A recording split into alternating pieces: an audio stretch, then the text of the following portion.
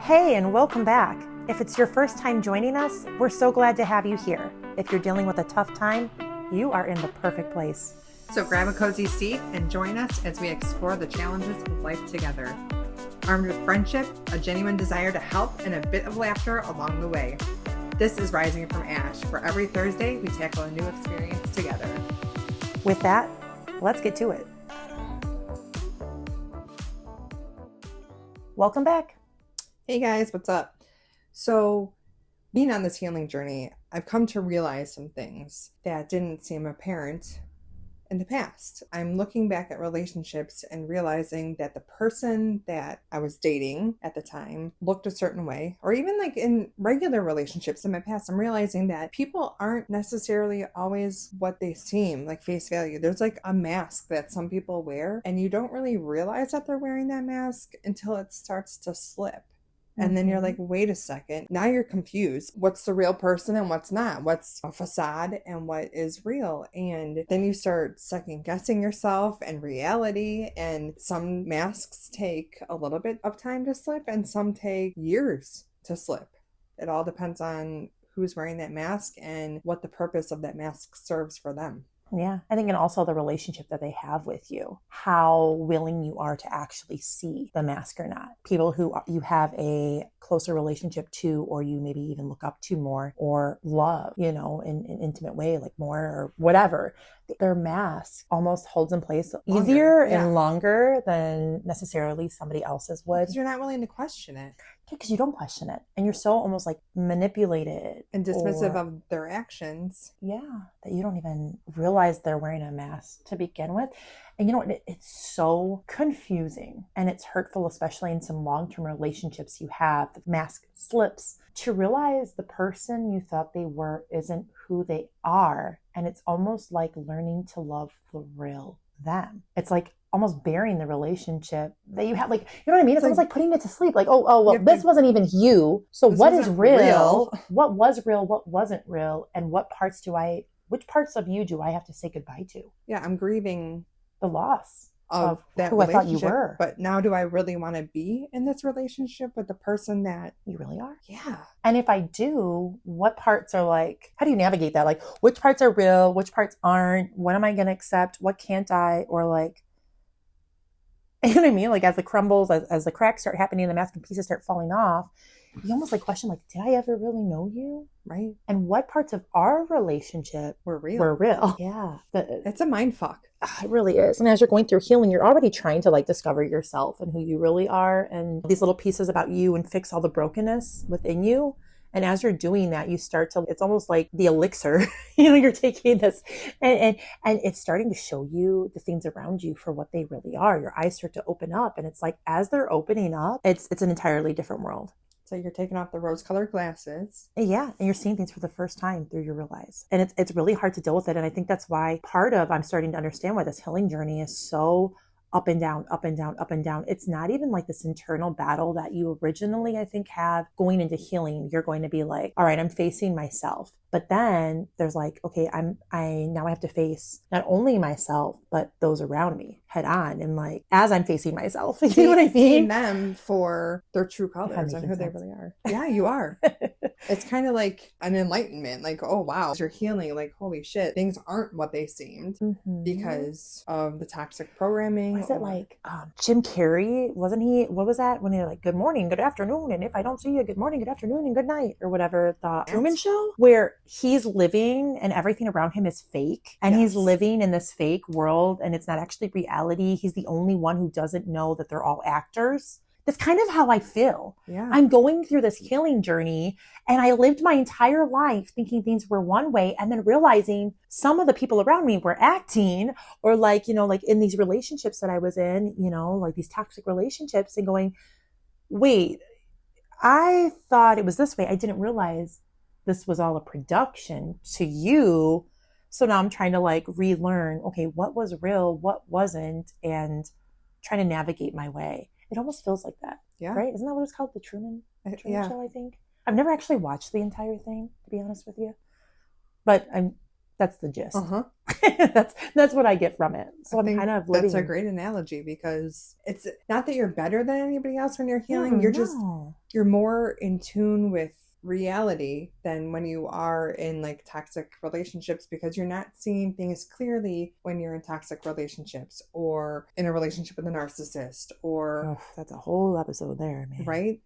But when you come away and you break away from that and the control and everything, then you start seeing things with your own eyes clearly and your own voice. You don't have somebody else controlling you and your thoughts and gaslighting you and manipulating you. It's empowering, and at the same time, it's kind of a little disheartening, because when you look back, you're like, holy crap. I kind of look at it as I wasted a lot of my life. And I know it's not a super positive way to look at it, but it's like, if I hadn't gone through all those years of being asleep, not knowing, you know, that I was in this super toxic relationship, I could have been further on my healing journey. I could have been a lot happier, you know, and had a lot sooner, a different life. So yeah, it is crazy how it all trickles down. And it's like, wow, how much of, I mean, you can't blame anybody else for your life turning out or being the way it is. And that's part of going back and trying to heal. It's like, okay, I don't like what's going on, or I don't like the way I feel, so something's got to change. And so that's why you start healing in the first place. You are uncomfortable with something, you want to change something, you want a difference, you know what I mean? You want to be happy, whatever the reason is. There's some things you have control over and some things you don't. Like if it's in childhood and there's, you know, toxicity or something, you don't have a choice when you're growing up. No, you don't. But at the same time, I still think it's your responsibility. You are your responsibility. You are the problem and you are the solution. Even if somebody else, no matter what negative thing you went through in childhood, does not mean you deserved it, but it's still your responsibility to heal from it. Nobody can heal for you. Absolutely. It doesn't mean you should have ever had to go through it. I'm just saying, like, during that duration in childhood, you can't escape that at the Oh, time. no, absolutely not. But you can heal from it when you're older, and that's part of the whole healing journey. Right. You can heal from it, but I'm saying, like, if you're in a toxic relationship, you can get out of it sooner if you recognize it sooner than in childhood. Yeah, but a lot of times people too get into these toxic relationships later on because it stems from childhood. True. And they don't realize it because they're already in the kind of that mode of what, you know, we've said it multiple times, when you accept what the love that you feel you deserve. So when you feel like you deserve a certain love in childhood, you're going to constantly keep attracting that until you do the healing and start attracting something new. Right. But you can heal from it. I mean, we can't always choose the way, like, we have no control over the way the story begins, but we can choose how the ending goes. We can choose the ending of our own story. Absolutely. So by going and choosing to heal, we can completely change that ending for us. We don't have to finish the story the way it starts. Stay stuck. Yeah, we don't. We can rewrite the story, change it, and go from there. And it's hard. It's especially when you're like seeing these masks, you know, when they're slipping, and a lot of these some of them may come from childhood, and you see these masks slip, and it's hard to accept and wrap your mind around that somebody isn't maybe what you had painted them out to be for years. You know, it's so mind baffling, and it's very hard. What do you do with the information once you know it? How do you move forward? Right. I don't know. Like, I've had a friend who changed. They were one person and then they turned into this completely different person. It's like their mask slipped quickly. And I was like, how do you process it? How do you, it's accept. Like, accept it. And like you said, is it what was real? What wasn't? I have to grieve from it. Do I want to continue on with this friendship because it's something completely different? It's completely a mind. It's mind boggling. So it's like part of healing. That's that whole, okay, it's up and down, but there is a lot of pain you're going to have even within the healing process. And it always isn't going to be back on like you and internally healing and hurting and going mental health. Anxiety, depression, all that stuff, all the mental health issues that we have. When you're going through healing, you're going to experience these things. And some days you're going to feel really good. And other days you might be numb. Yeah, there's this place of just existing, you know, whatever. And you're kind of numb to things. Or just meh. Yeah, we've had this before too, where we just both have felt like so meh. And I don't know why. And it must be in the air. But that's part of the whole grieving, or not grieving, healing thing. But some of it is going to be not even like an internal battle as far as, you know, depression, anxiety, moments. It's just like, whoa, not only am I going through these ups and downs internally, externally, there's all these factors that play in, and these masks that are slipping and these people around you. It's like, this is an entirely different thing that I have to heal from. because I'm not healing from myself. Right. I'm healing from those around me. And I started this journey as this internal dialogue, like this internal thing, because I want to love myself and genuinely look in the mirror and love everything I see about me and love the person I am. Because I love who I am on the inside for the most part. Right. You know, and we all have our faults, but like, I want to love who I am inside out. Nobody can falter the image that I have of myself. Nobody can change that. That's what I want. I want to be so strong in who I am that, and love myself for who I am, that nobody can take me as I am. Yeah. Take it or leave it. It doesn't make a difference to me because I'm good with who I am. And if you don't like it, fine. That sucks to be you, because I want to genuinely love myself to where I'm like, yeah, well, sucks to suck because I'm awesome. So right, you're lost. Like, and know that no matter what, I'm going to be fine, because you are. Not everybody has to like you, and that's okay. And you don't have to get along with everyone, and not everybody's meant to be in your life, and that's okay. They're not going to affect your day-to-day just because somebody doesn't like you. So what? Then they're not in your life. Whoop-de-doo. Right. It doesn't change who you are as a person just because their opinion of you changes. It doesn't matter. Right. So I want to get to a point where I'm just so confident in myself and who I am that it doesn't matter. But when it comes to those external relationships, like, and caring what they think about you, that's a little harder. And also accepting them, and like, do you want them in your life? Do you not? Do you? It's a whole different thing. It's like not this internal dialogue of like, I'm trying to work on myself. Now it's like, I'm looking at these external relationships and going, oh, now I'm trying to heal from them. It was like I opened up another door. And it's abrupt. It not, is. When their mask starts slipping, it's not like you know that this is going to happen because you feel that you've known them for X amount of years. Mm-hmm. And all of a sudden it starts slipping. It's and you're painful. like, who is this person? And like, you're not prepared.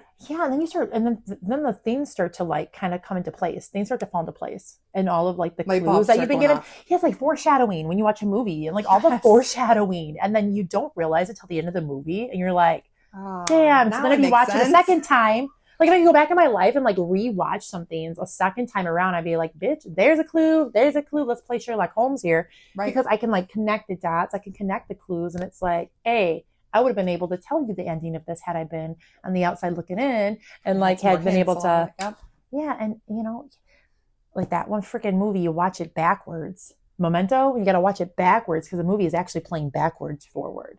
It doesn't start at the beginning. It starts at the end and goes to the beginning. Oh, I hate movies like my God. It can be such a headache. And you don't realize it's doing it the first time you watch it. But the second time you're like, okay, it makes more sense now because now I know what happened at the beginning.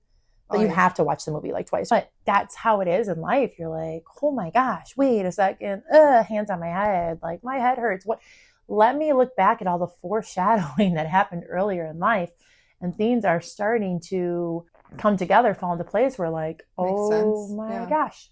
Yes, this is the kind of person you are. And X, Y, and Z, if I would have known about this then, I would totally see it. Right. But I didn't, and I lived in freaking denial, for however many years, depending on the relationship I'm talking about, however many years of my life, however many years ago, or however many years since, like it's and you just don't crazy. Go into relationships, or you shouldn't have to go into relationships second guessing and like being detective and being like, okay, are you manipulating? Once you get out of a toxic relationship, you go into every relationship with your detective hat on. Yes.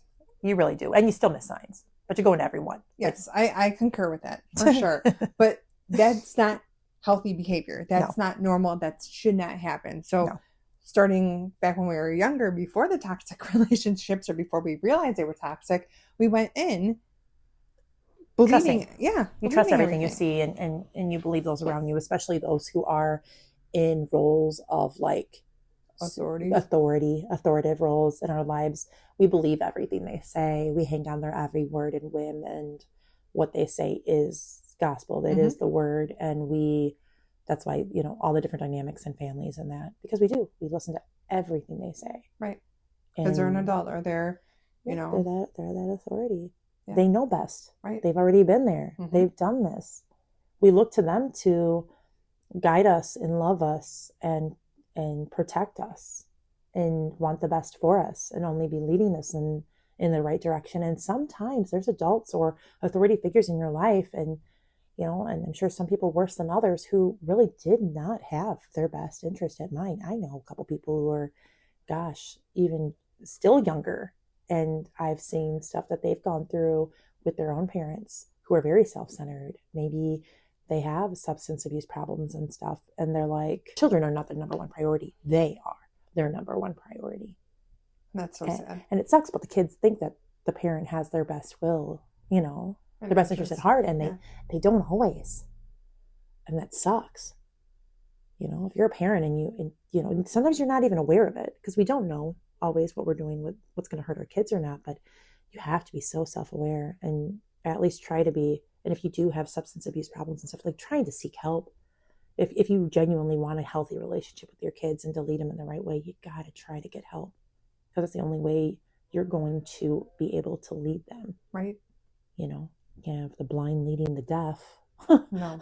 You know, you gotta figure it out. You gotta open your eyes and be willing to lead. Yeah. So they need you. And there's so much that happens younger years and then older. And you just think the world of these authoritative figures, or, I mean, I would even say authoritative figures. There's been people who I have gotten into romantic relationships with where I think it was almost like an unhealthy, almost like an authoritative look that I had on them. Mm-hmm. And I wanted them to lead me. Girl, same.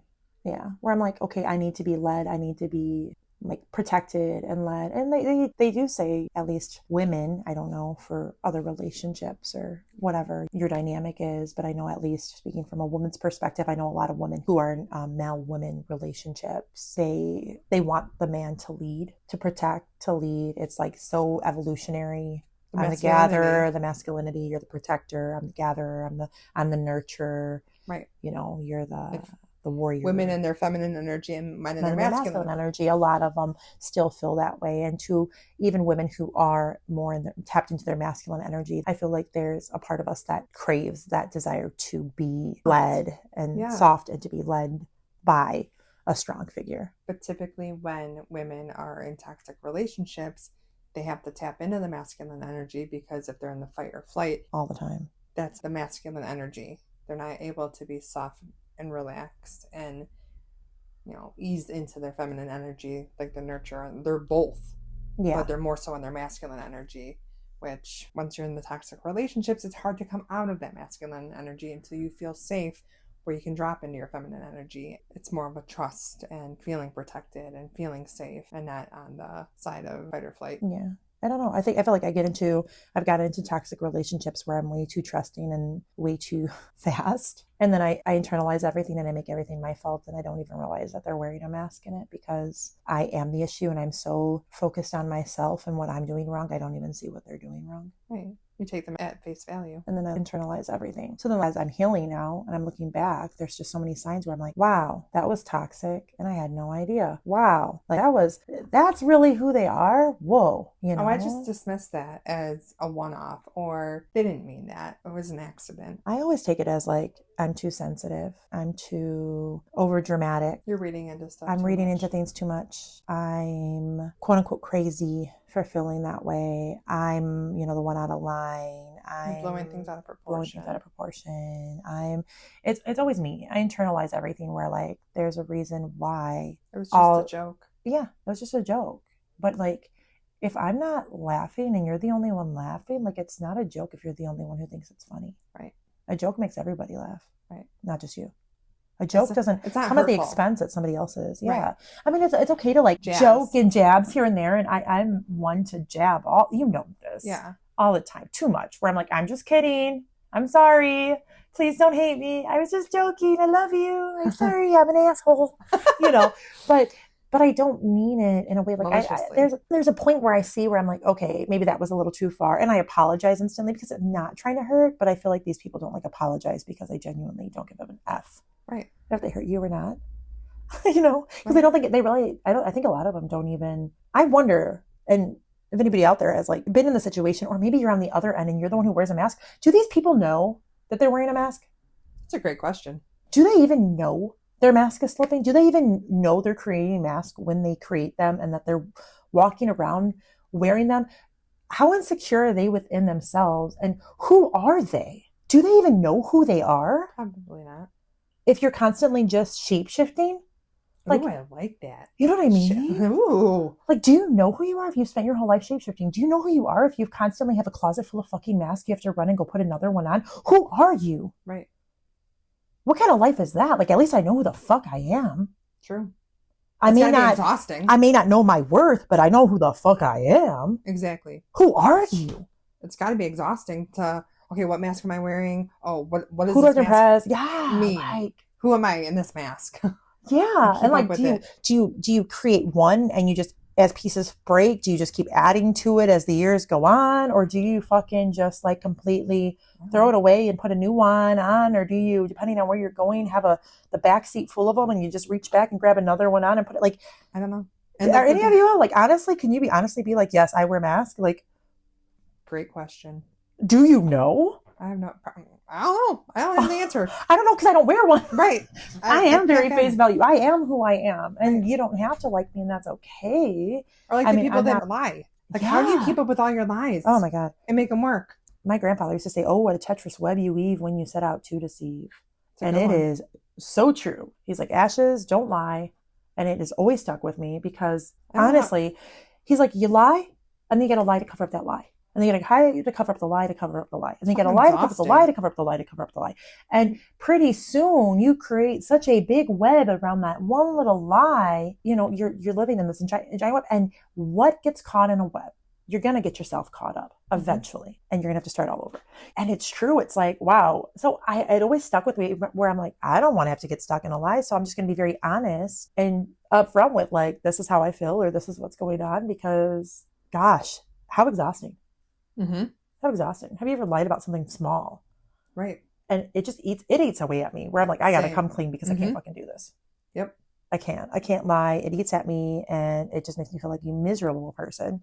I can't do it. That's why I always say, if you don't want to know the answer, do not ask because I'm going to tell you. I might tell you in a tasteful way, but I'm going to tell you regardless. So don't ask. But like, I can't imagine wearing a mask and lying all the time. Or I don't know, you guys. That sounds exhausting. I'm exhausted thinking about it. Yeah, that's insane. That's nuts. How do you live like that? It's hard enough to try to heal from somebody like that. I mean, I couldn't even imagine being in that person's shoes.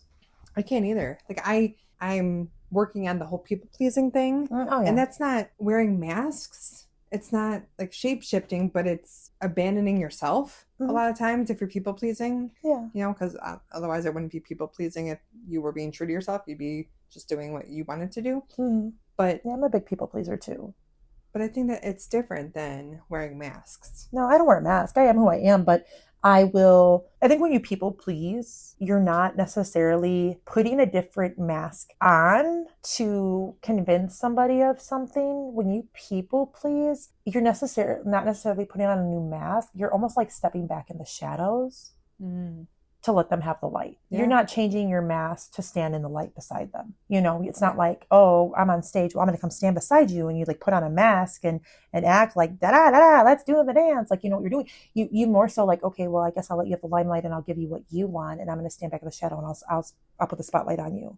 I'll hold it on you. Does that make sense? Like, so it's not necessarily like I'm putting on a new mask and to please you. I'm taking a step back.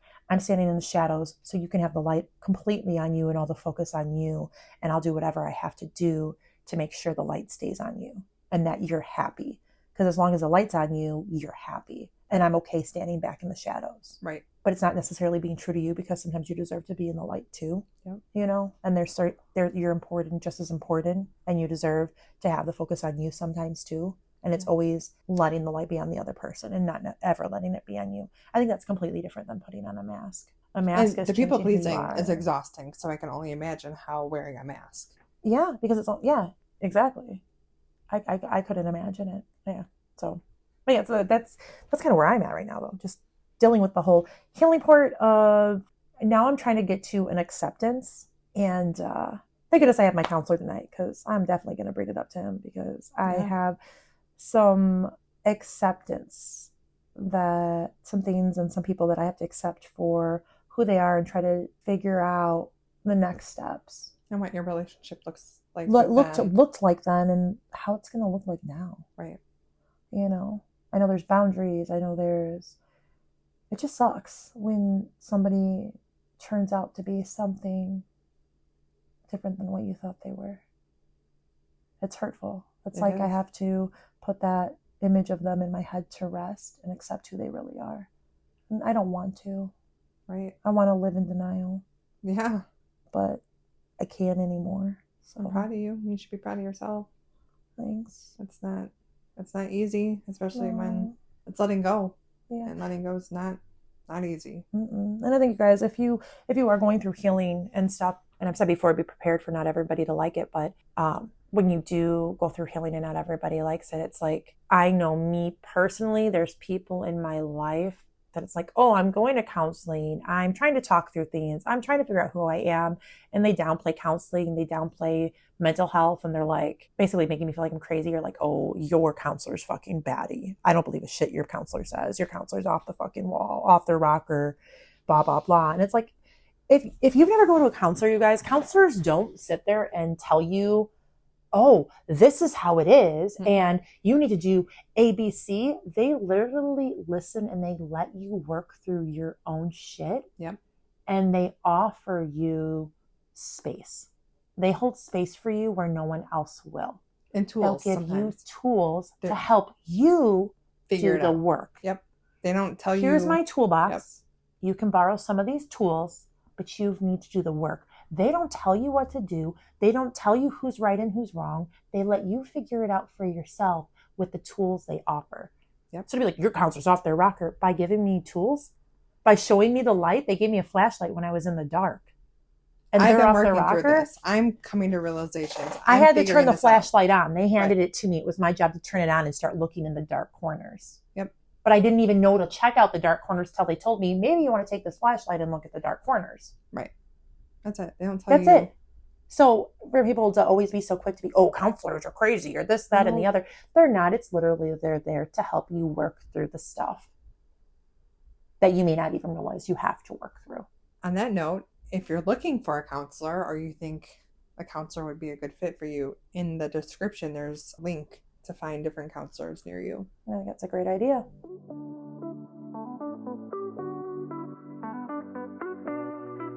We really appreciate you spending your time with us today.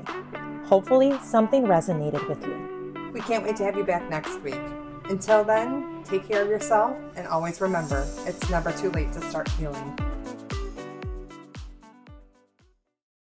Just a friendly reminder, we are not professionals. If you or someone you know needs help, we encourage you to check out the professional services we have linked below.